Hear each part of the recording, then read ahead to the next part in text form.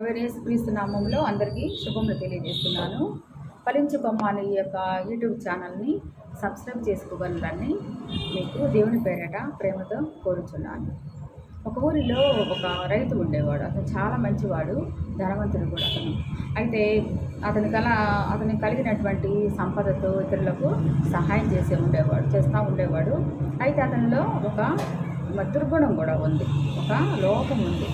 అతను నోటికి ఏదొస్తే అది మాట్లాడుతూ ఉండేవాడు. ఈ మాట మాట్లాడవచ్చా లేదా, మరి ఈ మాట వలన ఇతరులు గాయపరచబడతారేమో, మరి నన్ను తప్పుగా అర్థం చేసుకుంటాను అనే జ్ఞానం లేకుండా మాట్లాడుతూ ఉండేవాడు. ఒకరోజు ఆ దేశాన్ని పరిపాలిస్తున్నటువంటి రాజుగారు ఆ ఊరి ప్రజల యొక్క యోగక్షేమాలను తెలుసుకోవడానికి వారితో మాట్లాడటానికి వస్తాడనమాట. వచ్చినప్పుడు ఆ రాజుగారు మాట్లాడుతూ ఉంటే ఇతని మధ్యలో వచ్చేసి, మరి ఈ రాజు ఒట్టి పనికి మాలినవాడు, వేస్ట్ ఫెలో, ఇతనికి ఏమీ చేత కాదు అని మాట్లాడతాడు. ఇంకా అనవసరమైన మాటలు అక్కడ ఉన్న వారందరూ పెద్దలు వారిస్తూ ఉన్నా కూడా అతను మాట్లాడుతూ ఉంటాడనమాట. అప్పుడు రాజుగారికి చాలా కోపం వస్తుంది. కోపం వచ్చి రాజుగారి కోపం వస్తే ఏముంది, రాజుగారు అతను తీసుకెళ్ళి చెరసాల వేసి శిక్షిస్తాడనమాట. చూసారా?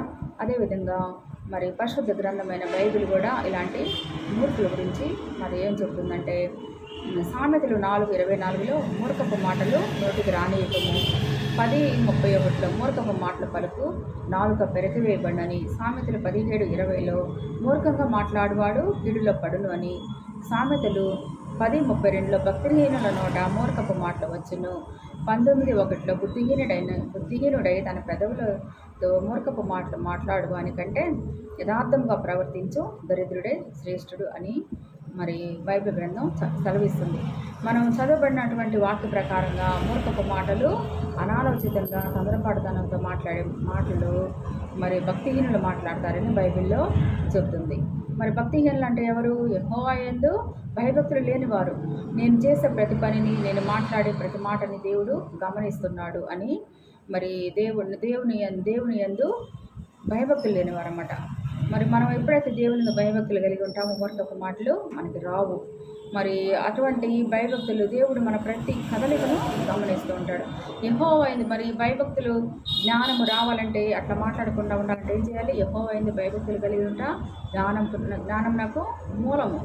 భయభక్తులు అంటే అది ఆయన మనల్ని నిత్యము గమనిస్తూ ఉంటాడనేది భయభక్తులు కలిగి ఉంటాం.